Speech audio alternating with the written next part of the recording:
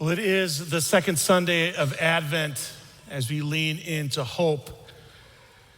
One of the things that I was so attracted to when I was a kid at church was the wreath, the Christmas Advent wreath. And every week we would light a candle for joy and hope and peace and love. And today it's all about hope. And as I grew up as a pastor's kid, and I grew up in a house that was right next to the church, it was actually called a parsonage. And the church owned the house, and the pastor's family lived in the house. But between the church and the house was a field. And in this field, there was like a playground, there was a basketball court, there were picnic tables all over the place in that kind of green space. And there's a sidewalk that ran from our house along that green space to the church. And I spent a lot of time at church. When I was your age, I was in the choir, I was in Sunday school, I was doing all kinds of stuff at church. And a lot of times we would be at church until it got a little bit dark.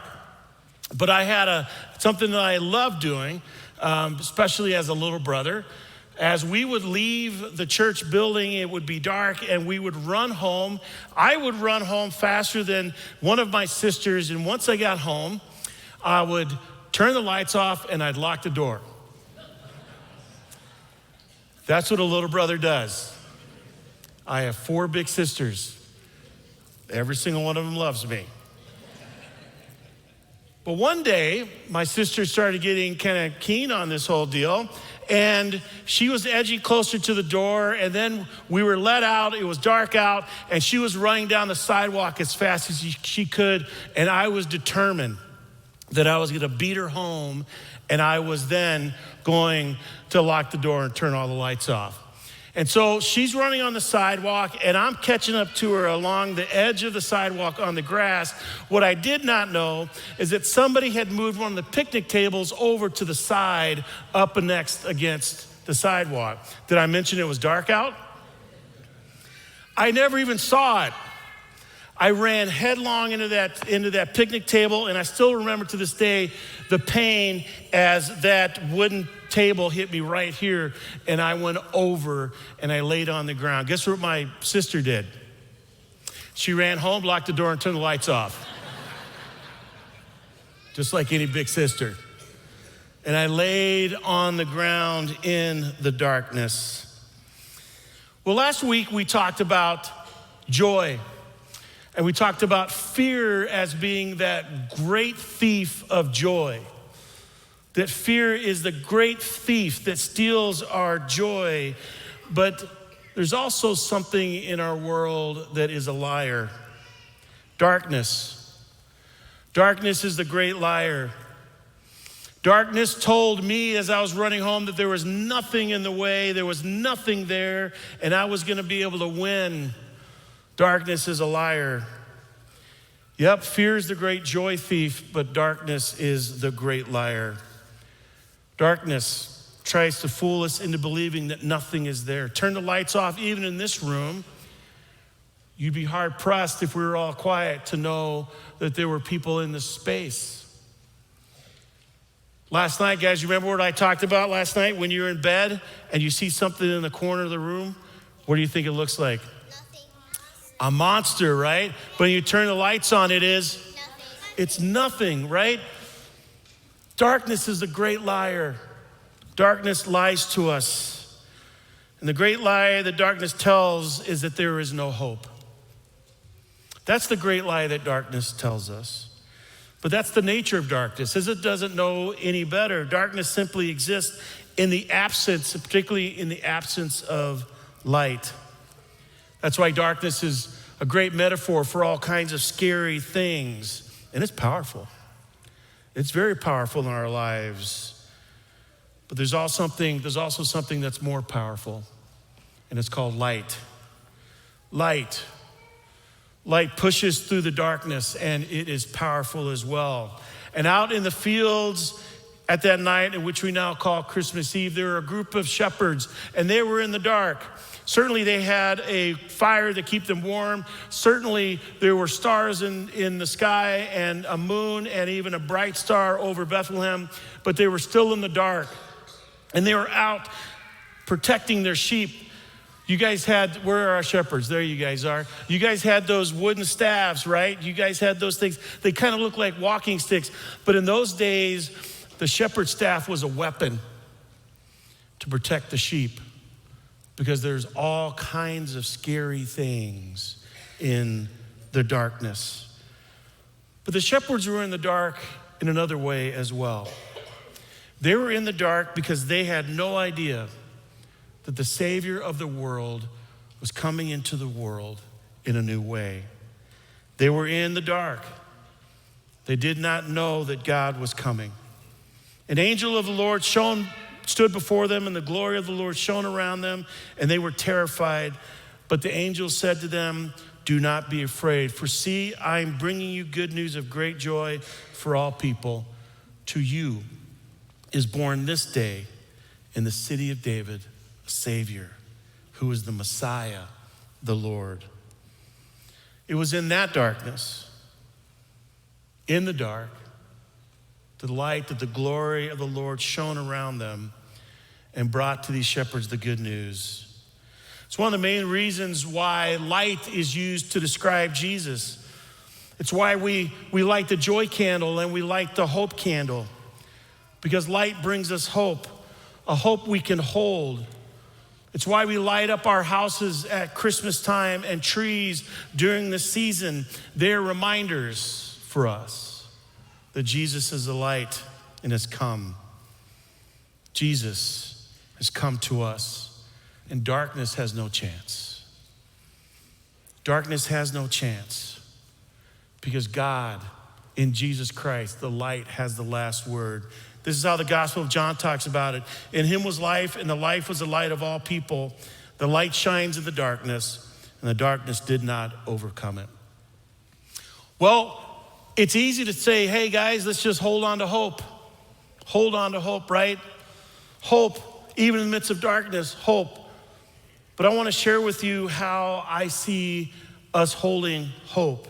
Last week we talked about fear. Fear is a great thief of joy. And I talked about whenever fear was coming to you, then make a list of things that you're grateful for. Make a list. When that fear comes, you can even welcome that fear and go, "Fear, I know that you're here. I know that you're present, but here's what I'm grateful for." And as you list of all the things that you're grateful for, that fear now doesn't have control over you. You can even write down all the things that you're grateful for, and you can show that fear the list of things that you have that you are grateful for.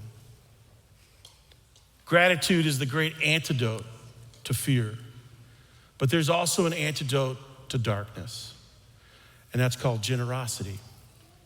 Generosity.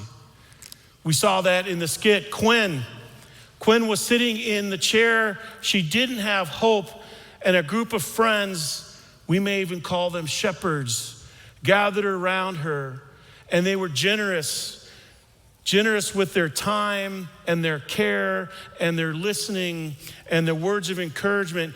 They were generous in inviting Quinn over to their Christmas celebrations. It's very hard for darkness to survive when people are being generous.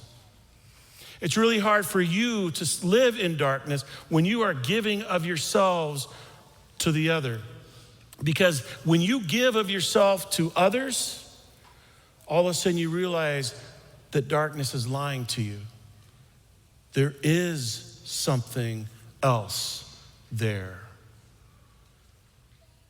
This Christmas season, as I asked you last week to ask yourself a bold question, what grips you with fear, and create that list of gratitude, I want you to ask yourself a bold question of how are you being surrounded by darkness, and how can you counter that with a great antidote of generosity?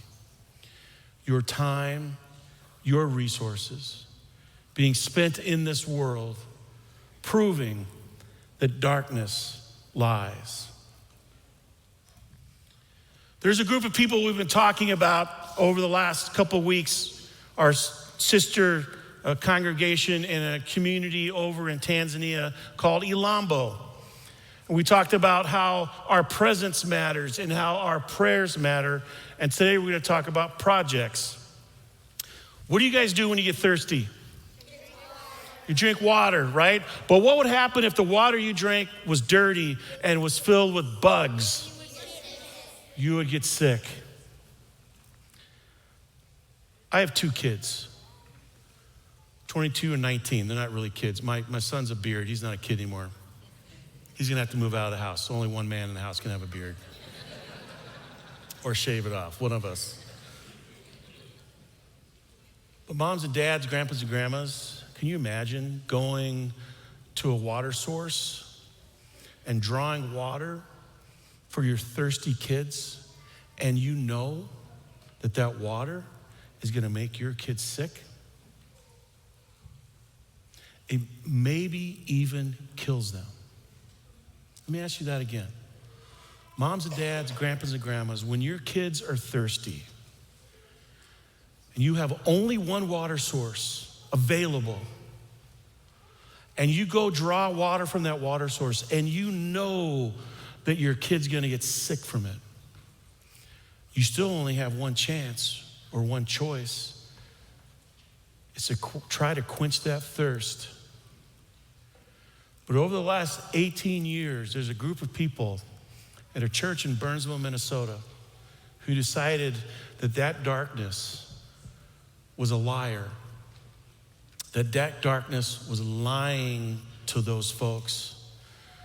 And you guys decided to be the light, to speak out against the great liar of darkness and to be generous. And over the last 18 years, Prince of Peace has been able to drill 5 wells, clean, fresh water for that whole region. And not only did that change the trajectory of waterborne illness in that part of the world, but the government started getting involved.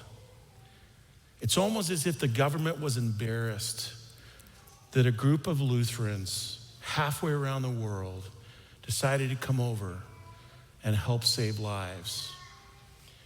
We had several meetings when we were back there this past July, and we were trying to figure out who are the church leaders in the town, who are the government leaders in the town, and it turns out a bunch of government leaders showed up to specifically say thank you to Prince of Peace for helping to lower waterborne illness in that part of the world. That's you. That's you. That's what you've done. Generosity is the antidote to the great liar of darkness. And Pastor Msigwa, who we heard last week, knows that better than anybody else. Let's watch this video.